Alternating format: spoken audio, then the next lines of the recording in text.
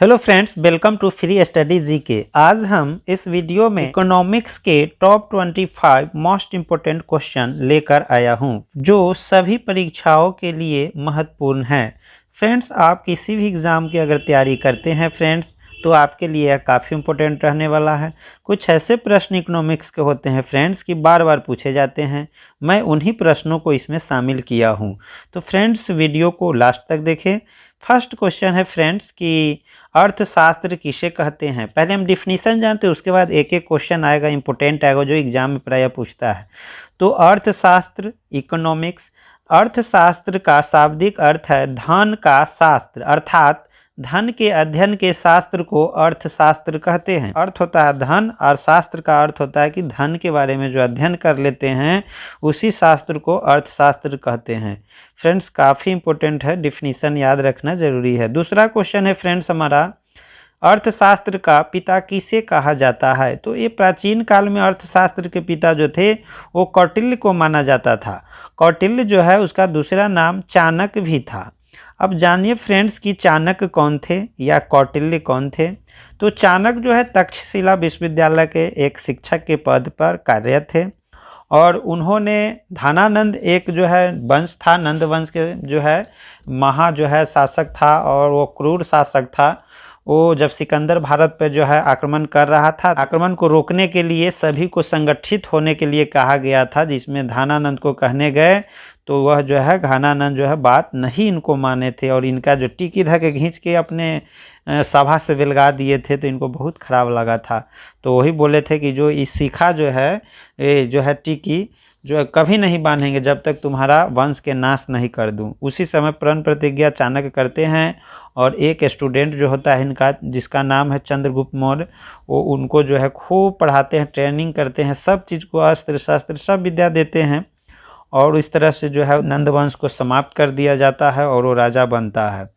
तो उसी समय जो है राजकाज के बारे में जो भी है, जो राजनीति का जो भी जो है राज व्यवस्था का, नीति, कृषि जो हो, दंड, सारे चीज़ को उसमें जो है वर्णित किए हैं। वो किताब का जो है नाम अर्थशास्त्र रखा गया था। इसीलिए कहा जाता है कि अर्थशास्त्र के जो पिता है वो प्राचीन काल में कौटिल्य थे। फ्रेंड्स, क्वेश्चन नंबर हम 3 की बात कर लेते हैं। तो 3 हमारा है कि आधुनिक अर्थशास्त्र का पिता किसे कहा जाता है। तो आधुनिक यानी मॉडर्न जो है इकोनॉमिक्स, उसको फादर जो है कौन है, तो एडम स्मिथ को माना जाता है। लेकिन प्राचीन में आपको कौटिल्य याद रखना है, प्राचीन नहीं, अर्थशास्त्र के पिता। लेकिन आधुनिक शब्द लगा देगा फ्रेंड्स तो आपको मारना है एडम स्मिथ आंसर में। एडम स्मिथ का एक परिभाषा था कि अर्थशास्त्र धन का विज्ञान है। अर्थशास्त्र का डिफिनीशन एडम स्मिथ क्या दिए थे, तो बताए थे कि अर्थशास्त्र धन का विज्ञान है। फ्रेंड्स, काफ़ी इंपॉर्टेंट है। नेक्स्ट क्वेश्चन हमारा 4, the wealth of nation. The wealth of nation पुस्तक के लेखक कौन है। तो एडम स्मिथ है। एडम स्मिथ है द वेल्थ ऑफ नेशन, यानी राष्ट्र का जो धन होता है उस पुस्तक के बारे में जो टॉपिक लिखे कौन है, तो एडम स्मिथ। इंपॉर्टेंट है फ्रेंड्स, इकोनॉमिक्स से संबंधित ये क्वेश्चन प्रायः एग्जाम में पूछता ही रहता है, इसलिए इसे आप ध्यान में रखेंगे। फ्रेंड्स, क्वेश्चन नंबर हम 5 की बात कर लेते हैं। फ्रेंड्स, क्वेश्चन नंबर 5 हमारा है कि भारत का अर्थव्यवस्था कैसी अर्थव्यवस्था है, यानी भारत का अर्थव्यवस्था कैसी अर्थव्यवस्था है, तो मिश्रित अर्थव्यवस्था है। अब मिश्रित अर्थव्यवस्था का अर्थ क्या होता है, तो जहां निजी और सार्वजनिक दोनों क्षेत्र सह अस्तित्व में हैं और मिलकर आर्थिक विकास की दिशा में काम करते हैं। यानी निजी का मतलब हुआ फ्रेंड्स कि प्राइवेट और गवर्नमेंट दोनों मिल करके साथ साथ कोई भी वर्क करते हैं कोई भी एरिया में, तो वो आर्थिक जो भी विकास देश में होता है उसी को हम कहेंगे मिश्रित अर्थव्यवस्था। फ्रेंड्स, तो भारत का जो है अर्थव्यवस्था है वह है मिश्रित। फ्रेंड्स, बात कर लेते हैं क्वेश्चन नंबर जो है 6 का। अर्थशास्त्र की दृष्टि से भारत कैसा देश है, तो ये विकासशील देश है और जो जहाँ जो है पूरा डेवलप्ड हो जाता है उसको हम विकसित बोलते हैं। जैसे अमेरिका हो गया, ब्रिटेन हो गया, जापान हो गया, कुछ ऐसे देश है फ्रेंड्स की ज़्यादा डेवलप्ड हो गया, वहाँ के लोग बहुत कम मात्रा में गरीब है और जो है सब जो है बहुत जो है कुछ ना कुछ काम कर रहे हैं, सबके पास जो है इनकम का स्रोत बहुत बढ़िया है, इसलिए उस देश को हम बोलेंगे हर चीज़ से, यहाँ तक कि आपको टेक्नोलॉजी हो गया, जो है इंडस्ट्रियल हो गया, कोई भी चीज़ का कमी वहाँ नहीं है। तो फ्रेंड्स हम उसको बोलेंगे विकसित। बट यहाँ जो है विकासशील है, यानी डेवलपमेंट कर रही है। इंडिया जो है डेवलपमेंट कंट्री कहेंगे उसको। फ्रेंड्स क्वेश्चन नंबर 7, अर्थशास्त्र के कितने विभाग हैं? तो अर्थशास्त्र के 5 विभाग, यानी 5 विभाग मिलाकर ही अर्थशास्त्र बना है। एक है उपभोग, दूसरा है उत्पादन, तीसरा है वितरण, और चौथा है विनिमय, और पांचवा है लोकवित्त। तो उपभोग क्या होता है कि कोई वस्तु को हम उपयोग करते हैं, उपभोग करते हैं, यानी यूज कर लेते हैं।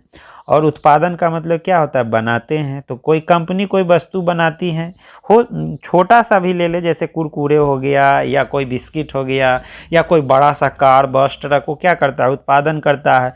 और उस चीज़ को जो खरीद लेता है उसको हम उपभोग बोलते हैं। उपभोग मतलब यूज करता है। वितरण मतलब होता है बांट देना, दूसरे जगह, एक जगह से दूसरे जगह लेकर के क्या करते हैं? बांटते। विनिमय मतलब अदला बदली, एक तरह से कहेंगे एक्सचेंज।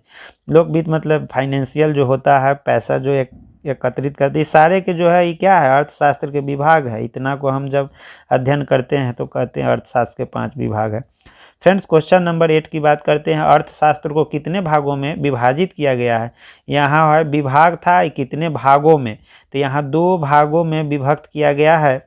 एक है व्यष्टि अर्थशास्त्र, जिसमें कीमत सिद्धांत के बारे में बताया जाता है। व्यष्टि अर्थशास्त्र में कीमत सिद्धांत के बारे में बताया जाता है फ्रेंड्स। और दूसरा जो भाग है उसका नाम है समष्टि अर्थशास्त्र। इसका अर्थ हुआ आय सिद्धांत, यानी आय का सिद्धांत इसमें बताता है कि कितना इनकम आता है, वो समष्टि अर्थशास्त्र में पढ़ना है। और यहाँ व्यष्टि अर्थशास्त्र में कि किसी वस्तु का क्या कीमत हो सकता है। तो काफ़ी इंपॉर्टेंट है। 2 भाग है किसका? तो अर्थशास्त्र के कितने भागों में विभाजित किया गया? तो 2 भाग, एक व्यष्टि अर्थशास्त्र, दूसरा है समष्टि अर्थशास्त्र। फ्रेंड्स क्वेश्चन नंबर हम बात कर लेते हैं 9 की। क्वेश्चन नंबर फ्रेंड्स 9 हमारा है कि भारत में राष्ट्रीय आय की गणना किसके द्वारा की जाती है? मोस्ट इंपोर्टेंट, बार बार एग्जाम में पूछता है। यानी देश का जो इनकम होता है उसको हम बोलते हैं राष्ट्रीय आय। वो किसके द्वारा गणना की जाती है? तो केंद्रीय सांख्यिकी संगठन, जिसको हम बोलते हैं CSO, यानी सेंट्रल स्टैटिक ऑर्गेनाइजेशन। फ्रेंड्स इसी के माध्यम से हम क्या करते हैं कि राष्ट्रीय आय को पता कर लेते हैं कि हमारा देश का राष्ट्रीय आय कितना है। इस संगठन का मुख्यालय नई दिल्ली में स्थित है। किसका? तो केंद्रीय सांख्यिकी संगठन का मुख्यालय जो है वो नई दिल्ली में स्थित है। फ्रेंड्स याद रखेंगे, काफ़ी इंपॉर्टेंट है। फ्रेंड्स क्वेश्चन नंबर हम 10 की बात करते हैं। तो 10 हमारा है, भारत का सबसे बड़ा बैंक कौन है? तो भारत का जो सबसे बड़ा बैंक है तो भारतीय रिजर्व बैंक। ये सब बैंक का बैंक है, नहीं बैंकों का बैंक कहिए, सब बैंक के बाबा कहिए, दादा कहिए, सब चलेगा।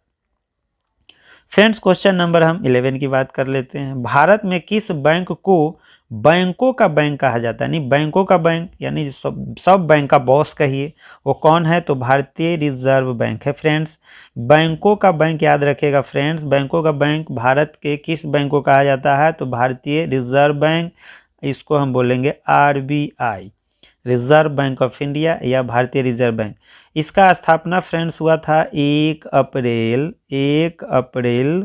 1935 ईस्वी में इसको स्थापना हुआ था। फ्रेंड्स क्वेश्चन नंबर हम 12 की बात करते हैं। भारतीय रिजर्व बैंक का मुख्यालय कहाँ है? तो ये मुंबई में है। फ्रेंड्स जब भारतीय रिजर्व बैंक 1 अप्रैल 1935 ईस्वी में इसका जो है स्थापना हुआ, तो उस समय जो है इसका मुख्यालय कोलकाता था फ्रेंड्स। लेकिन बाद में जो है 1937 ईस्वी में कोलकाता से बदलकर मुंबई कर दिया गया। फ्रेंड्स तो काफ़ी इंपॉर्टेंट है, याद रखेंगे। फ्रेंड्स क्वेश्चन नंबर हम 13 की बात करते हैं। तो यहाँ कहता है कि 1 रुपया के नोट पर किसके हस्ताक्षर होते हैं? तो 1 रुपया के नोट पर वित्त मंत्रालय के वित्त सचिव जो है उसका हस्ताक्षर उस पर होता है, सिग्नेचर होता है वित्त सचिव द्वारा। किस में? तो वित्त मंत्रालय द्वारा, यानी कि कहाँ के? तो भारत सरकार के जो है वित्त मंत्रालय के वित्त सचिव जो है 1 रुपया के नोट पर सिग्नेचर करते हैं। अब बाकी जो बड़ा नोट होता है उस पर जो है RBI के गवर्नर जो है वो सिग्नेचर करते हैं। फ्रेंड्स हम बात कर लेते हैं कि 1 रुपया का नोट, जैसे रुपया हम लिखे और रुपया जो इस तरह का जो सिंबल बनाए, यह सिंबल किसने बनाया? तो ये सिंबल जो है डॉक्टर उदय कुमार ने बनाया था। उदय कुमार जो है चेन्नई के रहने वाले हैं फ्रेंड्स, और उन्होंने रुपया का जो सिंबल, बड़ा सा रूप या ऐसे नहीं, ये रुपया का एक छोटा सा जो शब्द बनाया था जिसको हम पहचान लेते कि रुपया लिखा हुआ है, तो ये छोटा संकेत जो सिंबल दिया था वो कौन दिया था? तो डॉक्टर उदय कुमार दिए थे। और ये चेन्नई के रहने वाले थे, ये चेन्नई के रहने वाले हैं। और जो है ये क्या थे? तो ये IITian थे, IITian थे। और अभी ये IITian जो है कॉलेज के प्रोफेसर के पद पे हैं फ्रेंड्स। तो उदय कुमार याद रखेंगे, काफ़ी इंपॉर्टेंट है बात। सिंबल दिया था रुपया का। क्वेश्चन नंबर फ्रेंड्स हम 14 की बात करेंगे। सस्ता मुद्रा का अर्थ क्या है? सस्ता मुद्रा किसको कहेंगे फ्रेंड्स? तो जिसका ब्याज की दर कम हो, जिसका ब्याज की दर कम हो उसे हम सस्ता मुद्रा कहते हैं। यानी सस्ता मुद्रा का अर्थ यही है कि ब्याज की दर कम हो, कम ब्याज लेता हो, तो सस्ता मुद्रा हो। फ्रेंड्स क्वेश्चन नंबर हम बात करेंगे 15 का। यदि धन बहुत अधिक हो और माल अथवा वस्तु बहुत कम हो तो वही स्थिति होती है, क्या कहलाती है? मुद्रास्फीति। मुद्रास्फीति कहलाता है। धन बहुत अधिक हो जाए, यानी बहुत सारा धन हो जाए, लेकिन माल और वस्तु बहुत कम हो जाए। पैसा आपके पास ज़्यादा हो जाए और जो खरीदने वाला वस्तु सामान है वो बहुत कम हो जाए, तो उसको कहते हैं मुद्रास्फीति। यानी उस समय मुद्रा का वैल्यू कम होता है, वस्तु का वैल्यू ज़्यादा होता है। फ्रेंड्स याद रखेंगे, काफ़ी important question. Friends question number 16 की बात करते हैं। अर्थशास्त्र के प्राथमिक क्षेत्र क्या है? अर्थशास्त्र के प्राथमिक क्षेत्र क्या है? फ्रेंड्स अर्थशास्त्र को 3 क्षेत्र में बांटा गया, प्राथमिक क्षेत्र, द्वितीयक क्षेत्र और तृतीयक क्षेत्र। फ्रेंड्स हम बात करते हैं प्राथमिक क्षेत्र। प्राथमिक क्षेत्र में क्या क्या आता है फ्रेंड्स? कृषि, वानिकी, मछली पकड़ना और खनन भी शामिल है। यानी किसान से जो भी संबंधित जो भी क्रियाकलाप है, खनने वाला हो, मछली पालन करने वाला हो, मुर्गा पालन करने वाला हो, कोई पौधा लगाते हैं, वानिकी का मतलब होता है कोई वृक्षारोपण करते हैं या कोई भी प्लांटेशन करते हैं, नया चीज़ हो पालन करते हैं, चाहे गौ पालन, बकरी पालन, जो भी है किसान से रिलेटेड है फ्रेंड्स, उसको हम प्राथमिक क्षेत्र कहते हैं। याद रखेंगे फ्रेंड्स। क्वेश्चन नंबर हम 17 की बात करते हैं। फ्रेंड्स क्वेश्चन नंबर 17 है, अर्थशास्त्र के द्वितीयक क्षेत्र क्या है? द्वितीयक क्षेत्र के अंतर्गत क्या क्या आता है? तो वस्तुओं का विनिर्माण आता है। हम वस्तु जो भी बनाते हैं, बिजली बनाते हैं, कार बनाते हैं, घर बनाते हैं, कुछ भी बनाते हैं फ्रेंड्स, वो हमारा द्वितीय क्षेत्र में आता है। वस्तु को विनिर्माण करना हमको अर्थशास्त्र के द्वितीय क्षेत्र में आता है। फ्रेंड्स क्वेश्चन नंबर हम 18 की बात करते हैं, काफ़ी इंपॉर्टेंट। अर्थशास्त्र के तृतीय क्षेत्र क्या है? फ्रेंड्स सेवाएं प्रदान करना। सेवाएं प्रदान करना अर्थशास्त्र के तृतीय क्षेत्र। फ्रेंड्स हम प्रथम क्षेत्र बताए थे कृषि से संबंधित। फ्रेंड्स हम दूसरा क्षेत्र बताए थे, वह बताए थे वस्तुओं को विनिर्माण करना, कोई भी वस्तु को बनाना, जैसे बाइक बनाना, मोटरसाइकिल जो बनाते हैं या कुछ भी, द्वितीय क्षेत्र में आ जाएगा। फ्रेंड्स तृतीय क्षेत्र में है सेवा प्रदान करना, तो इसमें आ जाएगा बैंक, इसमें आ जाएगा बस, इसमें आ जाएगा बड़ा सा कोई सरकारी जो संस्था जिससे द्वारा सेवा देते हैं, ये सारे चीज़ आ जाता है इसमें। हम सेवा, नौकरी, नौकरी क्या करते हैं? नौकरी हम प्राइवेट हो या गवर्नमेंट हो, वो सेवा देते हैं। तो नौकरी आपको जहाँ जहाँ होती है वहाँ आप हेल्प करते हैं किसी को, तो वो सेवा क्षेत्र। याद रखेंगे फ्रेंड्स, काफ़ी इंपॉर्टेंट है अर्थशास्त्र के तृतीय क्षेत्र। फ्रेंड्स क्वेश्चन नंबर 19 की बात करते हैं। अर्थशास्त्र के लिए 1998 का नोबेल पुरस्कार किसे मिला था? काफ़ी इंपॉर्टेंट है फ्रेंड्स, हर कंपटीशन में पूछता है। 1998 नोबेल पुरस्कार किस में? तो अर्थशास्त्र के क्षेत्र में अमर्त्य सेन जी को मिला था। अमर्त्य सेन जी कहाँ के रहने वाले थे? भारत के रहने वाले थे फ्रेंड्स, भारत के रहने वाले थे। जन्म इनका कब हुआ था? 1933 ईस्वी में। 1933 ईस्वी में इनका जन्म हुआ था, अमर्त्य सेन। फ्रेंड्स इनको अर्थशास्त्र के नोबेल पुरस्कार 1998 में मिला था। फ्रेंड्स क्वेश्चन नंबर हम बात करेंगे 20। अमर्त्य सेन को किस टॉपिक के लिए नोबेल पुरस्कार मिला था? उन्होंने कौन सा टॉपिक पर रिसर्च किया था, इसलिए उनको नोबेल पुरस्कार। उस टॉपिक का नाम है फ्रेंड्स लोक कल्याणकारी अर्थशास्त्र की अवधारणा का प्रतिपादन किए थे। क्या? लोक कल्याणकारी अर्थशास्त्र की अवधारणा का प्रतिपादन किए थे। उसी पर उनको नोबेल पुरस्कार मिला था, उसी पर उनको नोबेल पुरस्कार मिला था। फ्रेंड्स याद रखें, अमर्त्य सेन भारत के रहने वाले थे। फ्रेंड्स क्वेश्चन नंबर 21 की बात कर रहे हैं। फ्रेंड्स क्वेश्चन नंबर 21, भारत में आर्थिक सर्वेक्षण सरकारी स्तर पर प्रतिवर्ष कौन प्रकाशित करता है? फ्रेंड्स वित्त मंत्रालय। फ्रेंड्स वित्त मंत्रालय आर्थिक सर्वेक्षण, जो भी सर्वेक्षण होता है, रिपोर्ट जो है सरकारी स्तर पर जो प्रतिवर्ष जो प्रकाशित करता है कि हमारा देश में कितना इनकम हुआ, कितना खर्च हुआ फ्रेंड्स, तो वित्त मंत्रालय जो है इसको प्रकाशित करता है प्रत्येक वर्ष। फ्रेंड्स क्वेश्चन नंबर 22 की बात कर लेते हैं। बंद अर्थव्यवस्था क्लोज इकोनॉमी वह अर्थव्यवस्था है जिसमें न तो निर्यात हो न ही आयात हो। फ्रेंड्स बात इंपॉर्टेंट है, बंद अर्थव्यवस्था। निर्यात का मतलब होता है यहाँ से कोई वस्तु भेजना देश से बाहर, आयात का मतलब होता है कि बाहर से किसी देश से अपने देश के अंदर आना। ये दोनों में से कोई क्रिया फ्रेंड्स नहीं होता है तो बोलते हैं कि बंद अर्थव्यवस्था, इसका अर्थ यही होता है। फ्रेंड्स क्वेश्चन नंबर हम नेक्स्ट की बात करते हैं। नेक्स्ट क्वेश्चन हमारा फ्रेंड्स है 23, बाजार अर्थव्यवस्था मार्केट इकोनॉमी वह होती है जो, बाजार अर्थव्यवस्था मार्केट इकोनॉमी वह होता है जो सरकारी नियंत्रण से मुक्त हो, जो सरकारी नियंत्रण से मुक्त हो, यानी सरकार का उस पर कोई दबाव नहीं हो, कोई नियम टैक्स कानून नहीं। काफ़ी इंपॉर्टेंट है फ्रेंड्स, कई बार एग्जाम में पूछा गया। फ्रेंड्स क्वेश्चन नंबर 24, पूंजीवादी अर्थव्यवस्था कैपिटलिस्ट इकोनॉमी का मुख्य लक्षण क्या है?